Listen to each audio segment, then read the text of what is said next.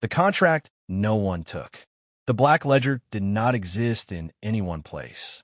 It unfolded itself where greed, fear, and secrecy intersected, an extra-dimensional exchange anchored to no star and owned by no empire. Its halls were carved from void stone, its ceilings layered with moving constellations that were all, at one time or another, the site of a murder bought and paid for. Here, assassination was not a crime. It was an economy. Representatives gathered without faces or flags. Species that had never shared air now shared silence. When a new contract appeared, the ledger announced it not with sound, but with pressure, a subtle tightening in the mind, a whisper that something valuable had entered the market. This time, the pressure was immense. The glyph hovered above the central dais, burning in a pale, human-readable script, an unusual concession that drew attention immediately. Target: human colony, Eden's Reach. Status: open. Payment: extreme. A murmur rippled through the chamber. Humans. Several delegates shifted uneasily. Others remained still, which in the Black Ledger was a far more telling reaction. The broker, an insectal being wrapped in data silk and caution, cleared its throat sacs. The client offers 3 unclaimed systems, a pre-fall star map, and genetic restoration protocols verified by the archivists. That payment would have purchased the death of a god. No one bid. The silence stretched. A representative of the silent choir finally spoke, their voice echoing inside minds rather than ears. Clarify parameters. The broker obliged. No planetary shields. No standing military fleet. Population under 2 million. Agricultural world. That should have ended the hesitation. Instead, the silent choir's presence withdrew slightly, like a thought one no longer wished to finish. At the far edge of the chamber, a void blade emissary, its form half absorbed by darkness, extended a tendril. Are humans aware of the contract? No, the broker replied quickly. This is a clean hunt. That answer killed the last hope of interest. One by one, refusal markers ignited. The bone matrons declined without comment, their ancient sigils burning out as if ashamed to remain visible. The choir folded inward, severing mental contact. Even the void blades, who hunted in vacuum and killed in absolute silence, retracted their claim threads. The broker's limbs trembled. This had never happened before. Not like this. Esteemed killers, it pleaded, the risk assessment. A new presence cut across the chamber. Vale the Uncounted did not arrive. He resolved, as if the ledger itself remembered him into being.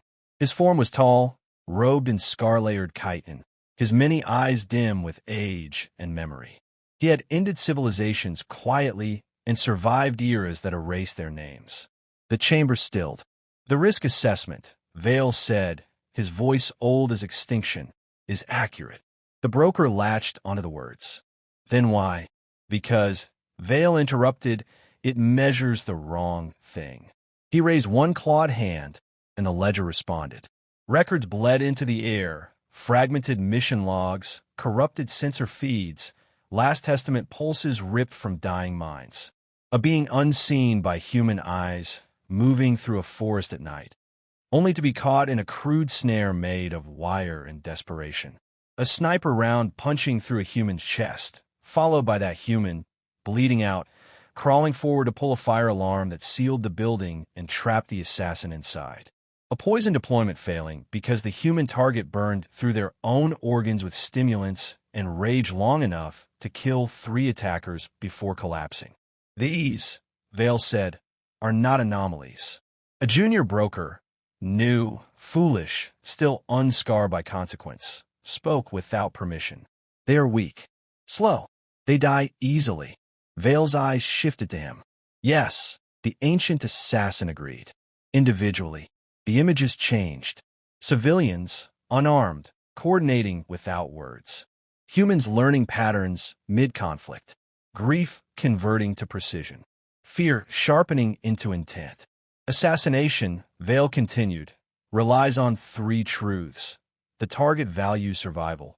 The environment can be controlled, and the hunter remains unseen. His claw closed. Humans violate all three.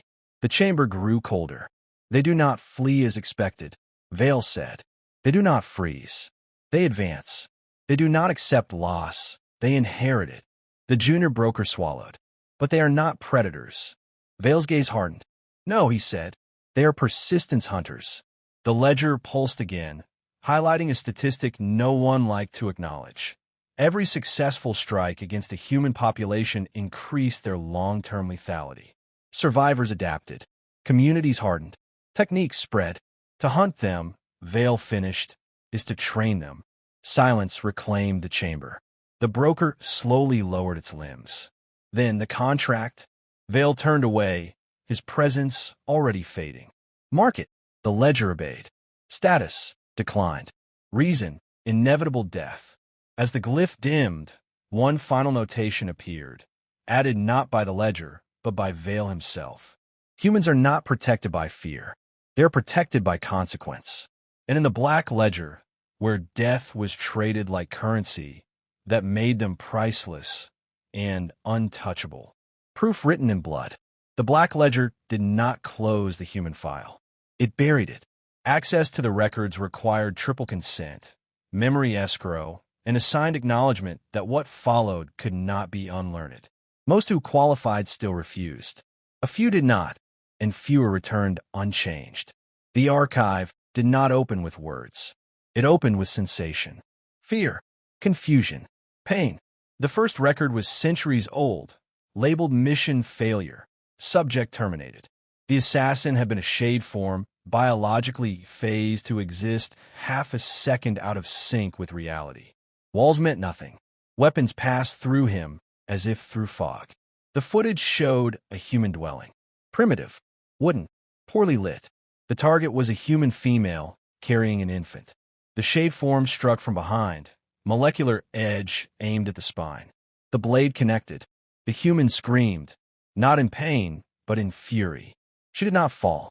She twisted, still impaled, still dying, and drove the assassin into the wall with strength that defied her mass. The infant fell, unharmed, crying. The shade form tried to disengage. The human did not let go. The log ended with corrupted data and a single translated phrase, ripped from the assassin's collapsing consciousness. Why won't it stop? The second record cut sharper. A professional sniper. Thermal cloaking. Perfect distance. One shot, center mass. The human dropped. Mission success was logged. Then the target rose. Blood soaked his clothing. One lung had collapsed. He staggered forward, dragging himself across the ground, fingers carving lines into the dirt. His voice was barely audible, but the building's internal systems caught it. Shooter, East Ridge, wind 5 knots. The sniper's own targeting software replayed the words as the human repeated them, guiding others. Minutes later, the sniper's position was compromised. The log ended with frantic movement, breathless panic, and the sound of multiple humans approaching from different angles. Cause of assassin death, blunt force trauma. The third file was chemical. The toxin was perfect, engineered to shut down the nervous system in under 10 seconds. No species had ever survived exposure. The human collapsed as expected. Then their heart rate spiked. Adrenaline flooded the bloodstream, overpowering the paralysis long enough for the human to inject themselves with an unknown stimulant. The toxin resumed its work, but the human was already moving, already violent. They killed 2 operatives with their bare hands before their organs failed. The medical analysis scrolled beside the footage, sterile and horrified. Human physiology exhibits extreme tolerance for trauma under emotional stimulus. Pain response overridden. Survival instinct replaced with objective completion. The archive jumped forward in time. A stealth operative aborted a mission mid-infiltration after detecting unexpected resistance. He fled. The log noted no pursuit. That was incorrect.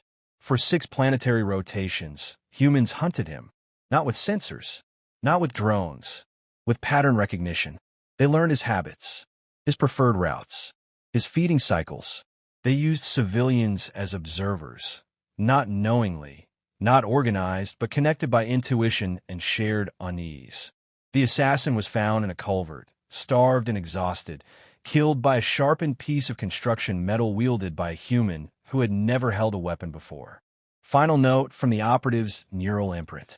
They kept coming, even when I disappeared. The deeper analysts stopped calling them incidents. They called them outcomes. A consensus formed among the underworld. Humans were not dangerous because they were strong. They were dangerous because they escalated. A single death did not end resistance. It multiplied it. Grief was not a deterrent. It was an accelerant. Each loss sharpened the next response, spreading tactics through families, neighborhoods, entire populations. Assassins realized something too late. Humans did not compartmentalize violence. When one was attacked, all were threatened. The final archive entry was marked unverified, do not disseminate. It showed an assassin captured alive. He was bound in a small room, no advanced restraints, no energy fields. Just rope, chairs, and humans standing too close. They did not torture him. They asked questions.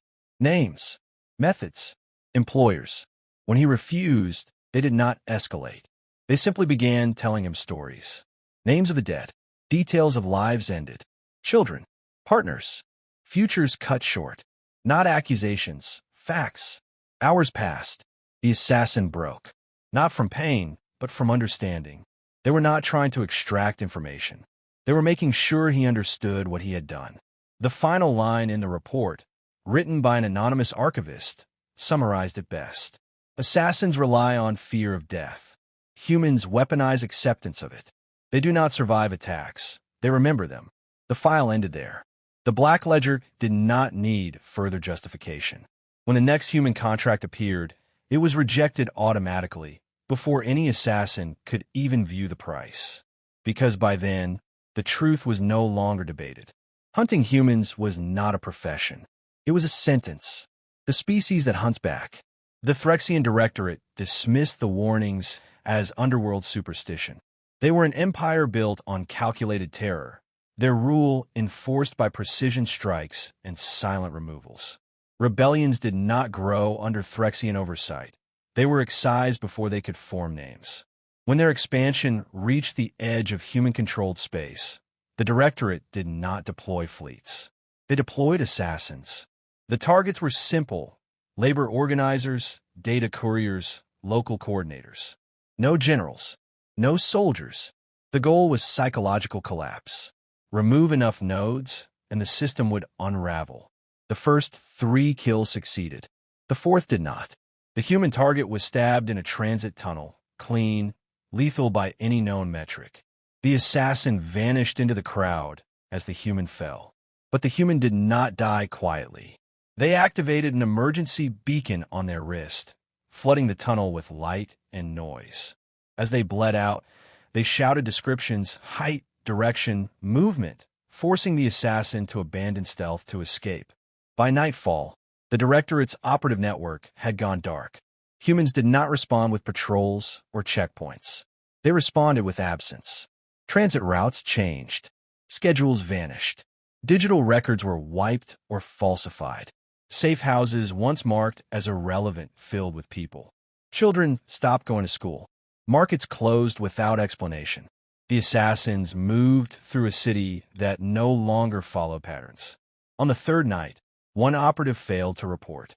On the 4th, another. Bodies were not found. That was worse. The Directorate's command realized too late that humans were not searching randomly. They were isolating. An assassin was finally captured, not by a strike team, but by a crowd. He made a mistake, a moment of impatience, a shove too hard, a reaction too sharp. A human fell. The assassin turned to flee and found the exits blocked by people who had not been there seconds earlier. No weapons, no uniforms, just eyes. Phones already recording, doors already closing. He fought. They overwhelmed him. The interrogation did not take place in a facility. It happened in a community center that still smelled of cleaning solvent and burned coffee. They tied him to a chair. A woman spoke first. How many? The assassin said nothing. A man continued. How many more are coming? Silence. They did not threaten him. They fed him, gave him water, let him rest. Hours passed. Then they began asking different questions. What did he look like when he died? Did she cry? Did you see his hands shaking? The assassin tried to retreat inward to detach. He had endured pain before. This was not pain. This was proximity. They were not asking for information. They were forcing him to witness. By the time he spoke, he was sobbing. He told them everything. The humans listened, took notes, asked clarifying questions, thanked him. Then they left him alone for 12 hours. When they returned, their tone had changed. Your employers know you're compromised, the woman said. They won't extract you. The assassin's breath hitched. You'll kill me. No, she replied. We won't. They untied him. They opened the door. Outside was a city. Alive. Watching. Run, the man said. The assassin ran. He made it 3 blocks. A human tackled him from the side, slamming him into pavement. Another pinned his arms. Someone else held his head still as the woman stepped into view. You don't get to disappear, she said calmly. You made sure of that. The kill was swift. The message was not. Within a week, every directorate assassin in human space was dead or missing. No centralized command.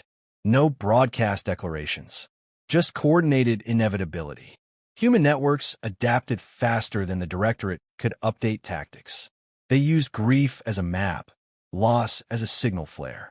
Every strike taught them how the enemy thought. Captured directorate communications revealed the shift in tone. At first, containment proceeding. Then, unexpected resistance. Finally, we are being hunted.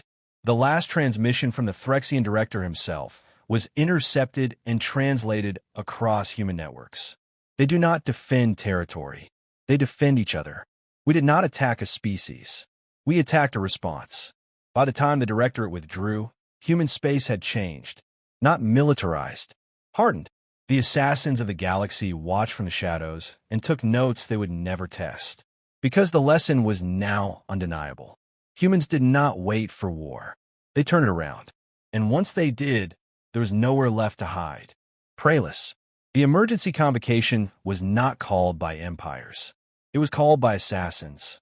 Within a null-volume chamber beyond mapped space, representatives of guilds that had never acknowledged one another gathered in shared silence. No contracts were displayed. No prices named. The black ledger itself hovered dormant, its surface dark, an unprecedented state. At the center stood Vale the Uncounted. Age had not softened him. If anything, the recent events had etched new caution into his many eyes. The Threxian withdrawal confirms what we already knew, Vale said. Humans have crossed a threshold. A void blade emissary shifted, its voice vibrating through folded darkness. They are not expanding. They are not retaliating beyond necessity. Correct, Vale replied, which makes them more dangerous. Records unfolded, footage from 100 worlds. Human settlements adapting after each attack. Architecture changing. Social structures tightening. Emergency roles rotating through civilians. Children learning pattern recognition as games. They are encoding survival into culture, Vale continued. Every strike against them accelerates the process. A bone matron spoke, her voice like grinding stone.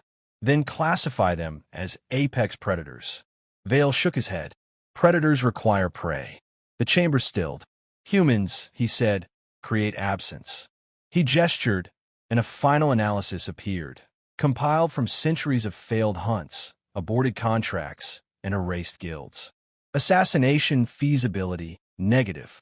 Escalation response, total. Adaptation rate, unbounded. Deterrence threshold, irrelevant.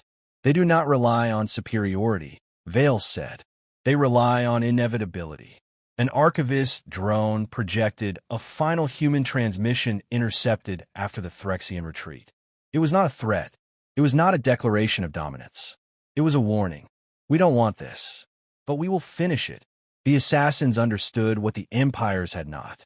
Humans did not seek control. They sought closure. Once a line was crossed, they did not negotiate its meaning. They erased the cause. A younger killer asked the question that had haunted the underworld since the first refusals. What are the gods? Vale was silent for a long moment. Once, he said, There were beings who believed themselves untouchable. They manipulated stars, erased species, rewrote causality. The ledger flickered, briefly displaying erased names.